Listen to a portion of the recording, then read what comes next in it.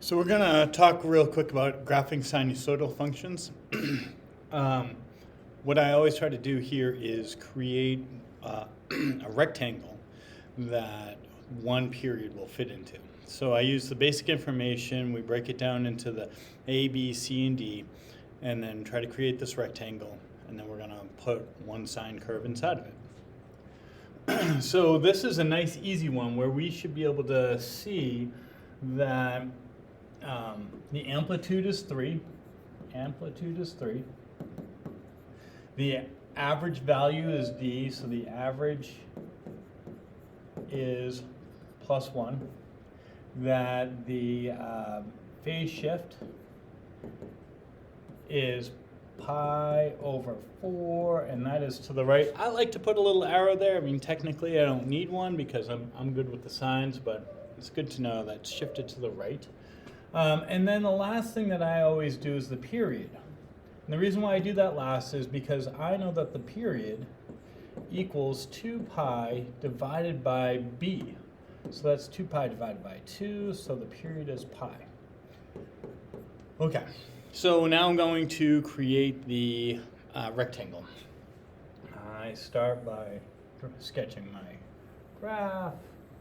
I know that the middle of my function, the middle, is the average value, and I will say that that is at 1, and we'll keep all the units the same.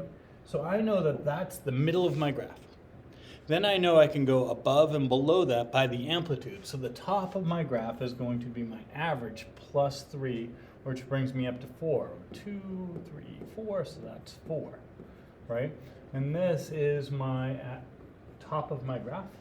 And then the middle, minus 3, gets me to negative 2, and that's the bottom of my graph. So if I was doing this in pencil, I'd do it very lightly, but I think you get the idea. Now I'm going to figure out, well, where does my graph start? Left to right, and that's my phase shift. My phase shift is my start, and it starts at pi over 4. And I'm gonna call this pi over 4. I can use pretty much whatever units I want, but now I know that the start of my graph is right there. And then I know that the end of my graph is going to be pi over 4 plus my period. My period is pi. So pi over 4 plus pi is 5 pi over 4. I'm going to write that out. Pi over 4 plus pi. I need to find a common denominator, and if this rings a bell, I'm going to create that. 4 pi over 4, so that gets me to be 5 pi over 4. That's where my function's going to end. So if I'm calling each one of these blocks pi over 4, that's 1 pi over 4, 2 pi, 3 pi, 4 pi, 5 pi over 4, right there. So that's where my function's going to end. Now, this is the last step, and I'm going to just change colors. I need to look and see that I am working with a sine function. I'm also going to notice that it's positive, and I know a positive sign starts in the middle and it goes upward. So it's going to start in the middle, go up to the top of the graph. Whoops, why didn't that color? There we go. Then it's going to go back down to the middle, then it's going to go to the bottom of the graph, and then back up to the middle. So now I can draw my one period nice and smooth in there. Okay? And then I can start filling in the blanks. I know that this whole thing is pi long, so each unit is pi over 4, so I could count them out and I could label it 1 pi over 4, 2 pi over 4, which is pi over 2, 3 pi over 4,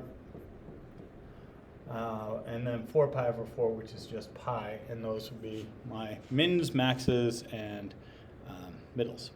So that's it. It's as easy as that. I'm going to reiterate this. This is D. That's my average value.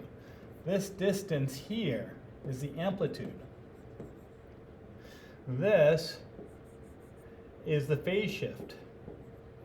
And then the distance for one period is the period, which is 2 pi over b.